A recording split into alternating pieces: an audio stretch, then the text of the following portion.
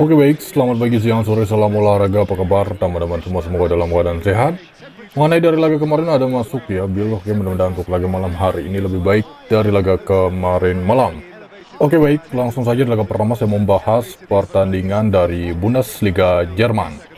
Di laga ini mempertemukan tuan rumah Werder Bremen menghadapi Borussia Mönchengladbach. Jadi untuk laga ini setelah saya mempertimbangkan dan melihat dari performa 5 laga terakhir dan head to head kedua tim, pasaran laga malam hari ini dan dari peringkat sementara juga cukup dekat, di mana Werder Bremen peringkat 11, Gladbach peringkat 13. Jadi untuk laga ini rekomen masih berada di Borussia Mönchengladbach menahan handicap.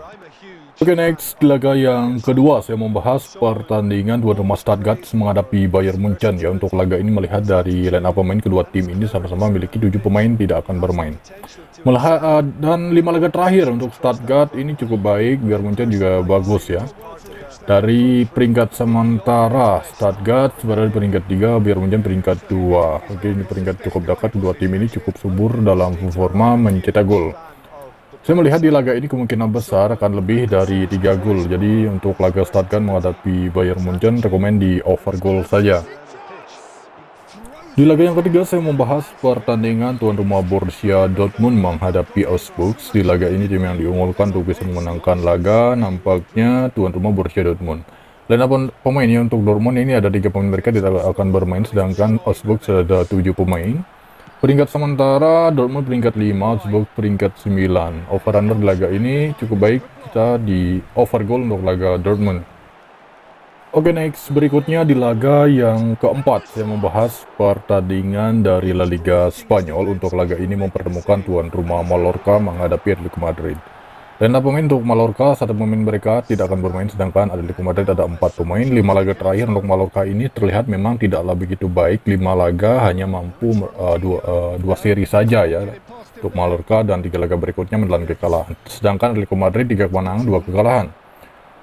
Handicap di laga ini cukup rendah, kemungkinan besar akan berakhir di skor imbang ya, karena memang di laga kandang Atletico Madrid sangat membutuhkan, bukan Atletico Madrid ya, Mallorca sangat membutuhkan poin. Jadi untuk laga ini rekomen berada di Mallorca menahan handicap. Berikutnya di laga Girona menghadapi tim tamu Barcelona. Di laga ini tim yang diunggulkan yaitu tim tamu Barcelona mengepur handicap. Lena pemain untuk tuan rumah Girona, 4 pemain mereka tidak akan bermain, sedangkan Barcelona ada 3 pemain, Balde, Gavi, dan Frenkie de Jong. 5 laga terakhir Girona mampu meraih 3 kemenangan 2 kekalahan, sedangkan Barcelona 3 kemenangan 2 kekalahan. Cukup sama ya dari peringkat 5 laga terakhir. Peringkat sementara di mana tuan rumah Girona berada di peringkat 3 dengan meraih 71 poin, sedangkan Barcelona peringkat 2 dengan meraih 73 poin. Kesimpulan kedua tim ini hanya selisih 2 poin saja. Alangkah baiknya di laga Girona rekomen di over goal. Oke baik, selanjutnya kita membahas pertandingan dari Serie A Italia. Di laga ini mempertemukan tuan rumah Monza menghadapi Lazio. Tim yang diunggulkan yaitu Lazio mengepur handicap, di mana kedua tim ini sama-sama memiliki 2 pemain tidak akan bermain. Melihat dari 5 laga terakhir untuk tuan rumah Monza hanya mampu meraih 2 seri, sedangkan 3 laga berikutnya menelan kekalahan.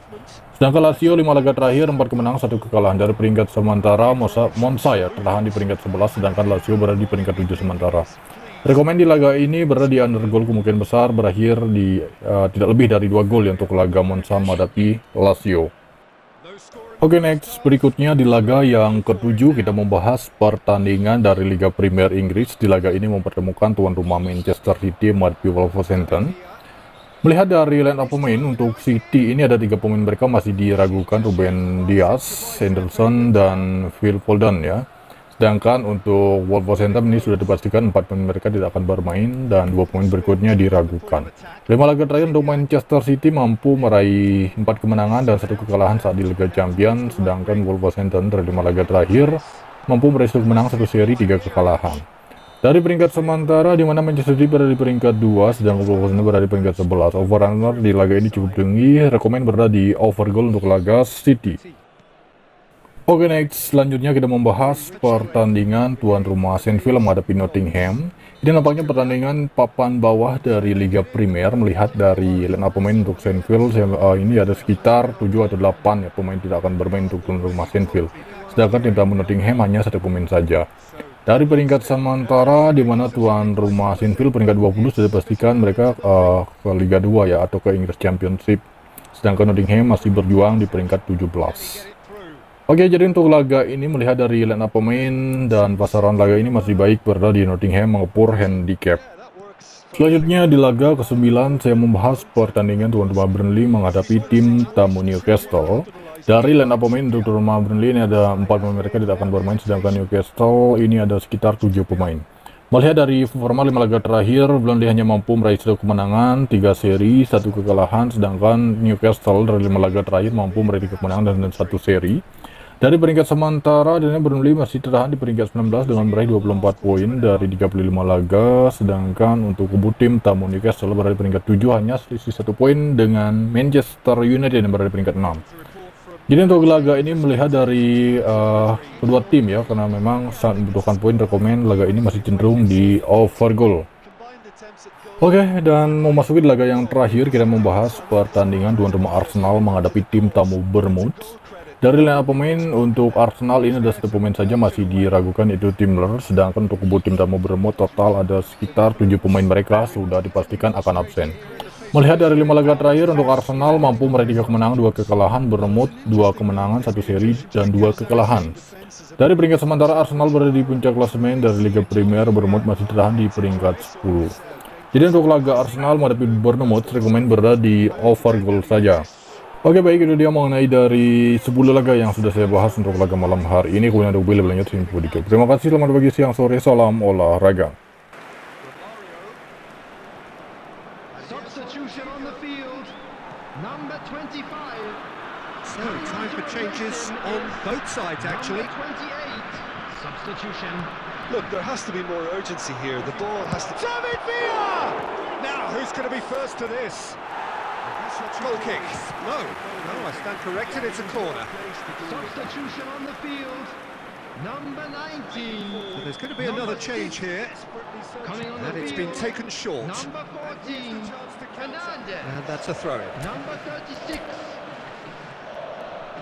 added minutes has been indicated. And the ball is out of play.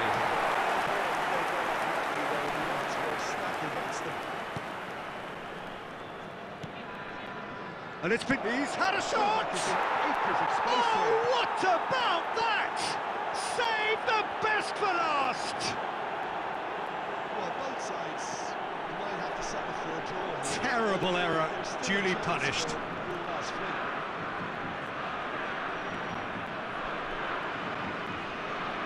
It goes for Netherlands, number 80, Ronaldinho!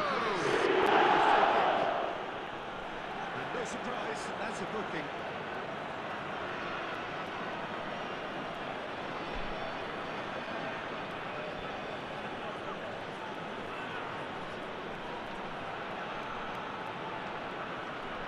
Substitution on the field, number 11, number 16, coming on the field, number 17. The net. Added time is up, and there goes the whistle. The Netherlands have held on. They have doggedly, sometimes frantically, preserved the tightest of leads. Ronaldinho voted